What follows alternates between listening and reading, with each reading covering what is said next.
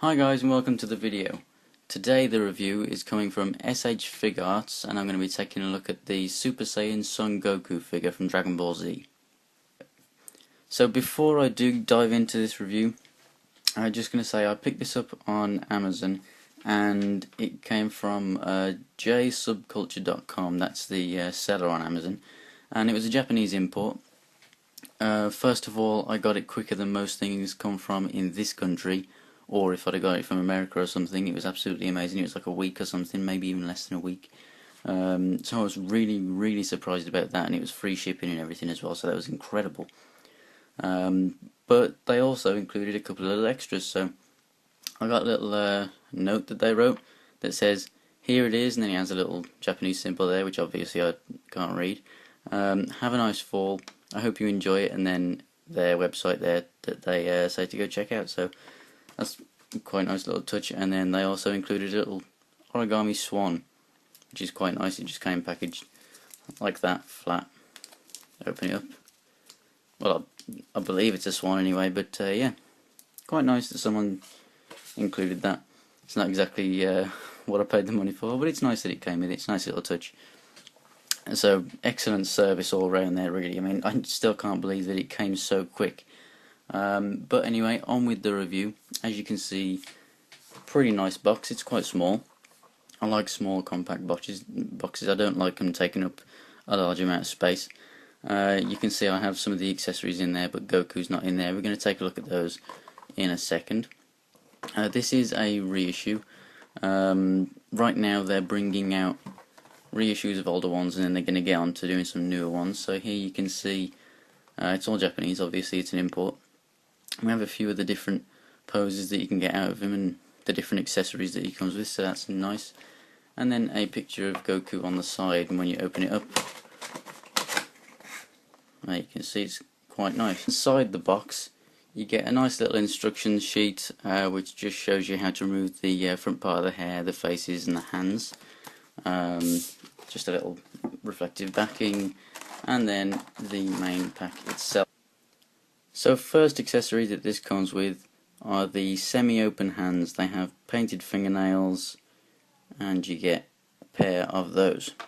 Next is a pair of fully open hands, which you would maybe describe as key blast hands or something. Another hand that it comes with is the instant transmission hand, or maybe just a general pointing hand. And then finally, another accessory is the angry face, which I think looks absolutely awesome. So without further ado, let's take a look at Goku himself. And here he is. So Goku himself is an amazing looking figure.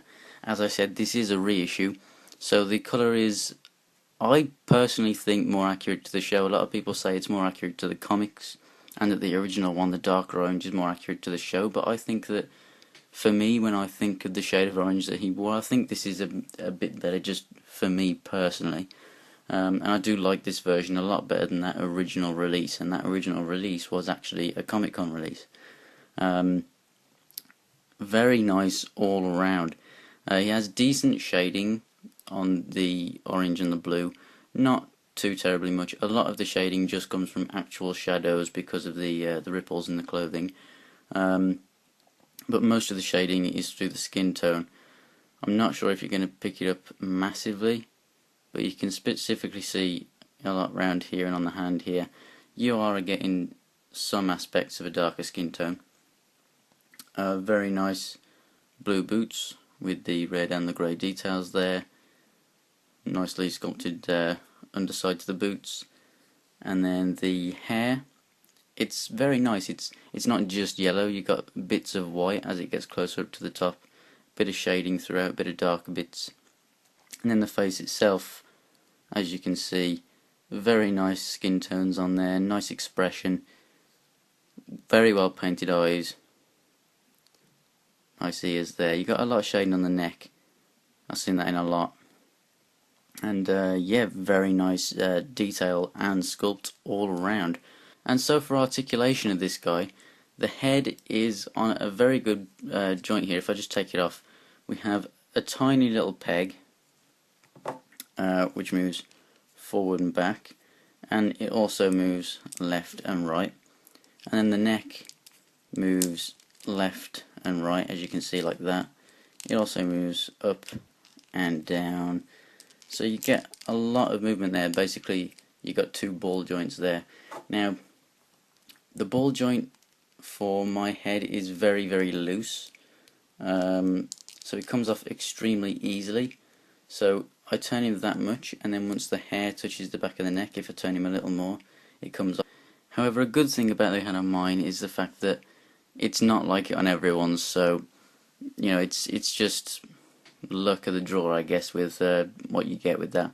But mine is significantly looser than a lot that I've seen out there, and I wish that it was better, but it doesn't affect me too much because, after all, I'm not going to be playing with it. It's just going to be on a shelf or something. But yeah, it sort of affects me.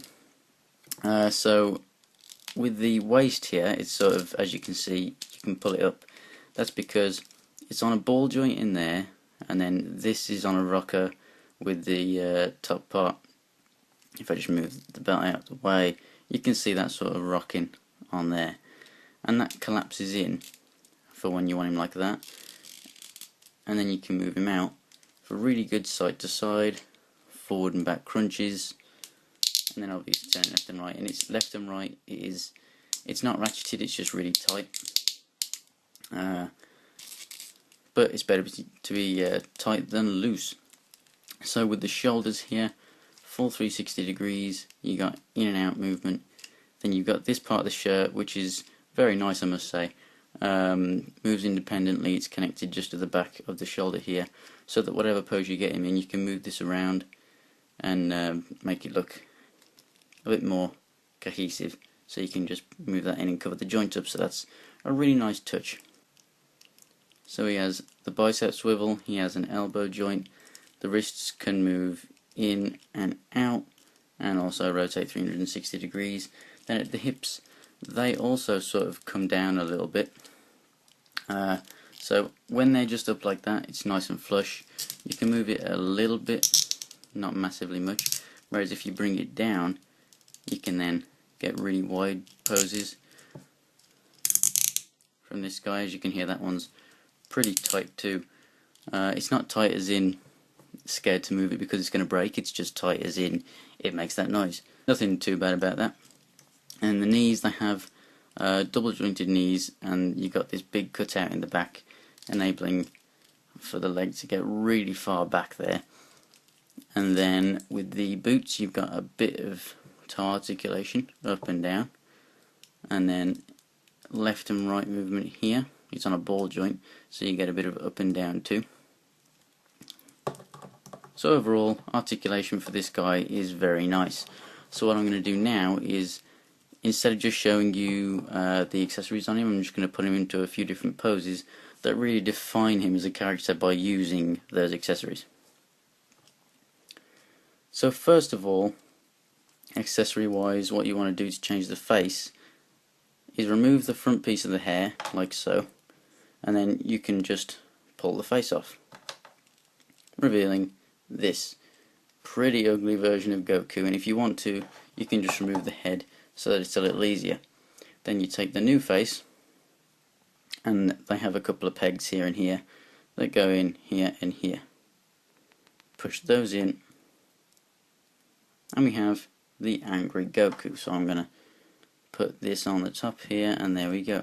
So a lot of people have said that this face they don't like because they think it's a little too angry for Goku. I've seen that on a couple of reviews out there. I think that works great, because if you're trying to kill someone like he is in Dragon Ball when he's firing a Kamehameha at someone, he's gonna be pretty pissed off. So yeah, I think that looks great, and with Kamehameha in mind, let's get that pose on the go right now. So as you can see here in this first pose, I have Goku charging the Kamehameha blast, and he does it absolutely amazingly. The articulation on this guy really does let you put him in any pose that you see on screen. It's very amazing. So now let's see him firing it, shall we? And here is Goku firing the blast. Very nice, you just use the same hands again. Very nice all around, I must say. This is probably how I'm going to display him, either this or just charging it. But now, let's go ahead and look at the normal Ki Blast hands. And here, as you can see, I've put back in one of the regular fists, and he has his Ki Blast hand in place. I must say, some of the poses that you can get out from this are really incredible, and it just shows exactly why the prices of these things are pretty damn high. So, lastly but surely not least, I'm going to move on to the instant transmission hand. And here he is now, as I said, with that instant transmission hand in place and with the normal face back on him. So, what you can get out of this guy is a really serious looking Goku and also a very angry Goku firing the blasts. Really, really worth the money with great packaging, great amount of detail and articulation, enabling you to really pick out your most favourite scenes from Dragon Ball Z and really recreate them. Now, prices for these guys are pretty expensive. Goku himself is the cheapest out of all of them, and he was 30 something pounds, I think, which is a perfect price, and I'd pay that for all of them. However, he is that price basically to get you into the figure line, and it's very clever, giving you the main character. So if it's just the one that you want, you can go ahead and pick him up, and if you want the rest of them, you have to pay a lot more. So you can get people like Trunks, Frieza, Cell, Piccolo, Gohan. There's a few Vegetas out there, and they are going to be making a lot more in the future. But they are all pretty much at least double what this guy is. Now, some of them come with, just like the Super Saiyan 3 Goku, comes with a little flight stand. Some of them come with a blast and a clear blast stand, which I find really cool. And then there's ones like Trunks, who you can actually have interchangeable hair, so you can actually have him normal Trunks or Super Saiyan Trunks. Then you've got Gohan, you can give him that sort of cloak that Piccolo gives him when they're fighting Cell and things like that, you know. You can recreate so many scenes with these guys. Unfortunately, the others are quite expensive, and I won't be getting them anytime soon. But if I can get any more of them, certainly I'll bring them to you. But that has been it for this review, really. Amazing price for this guy, and I would definitely recommend this guy. The others, if you're on a tighter budget, I'd say steer clear, but as soon as you can get them, go ahead. They're really there for more hardcore collectors with the price, but if you can afford them, go ahead and get them. They're absolutely amazing. This guy comes with the least amount of accessories out of all of them, so with the others, even though Gohan and Frieza, you know, they are going to be smaller than Goku, you are getting a bit more for your money.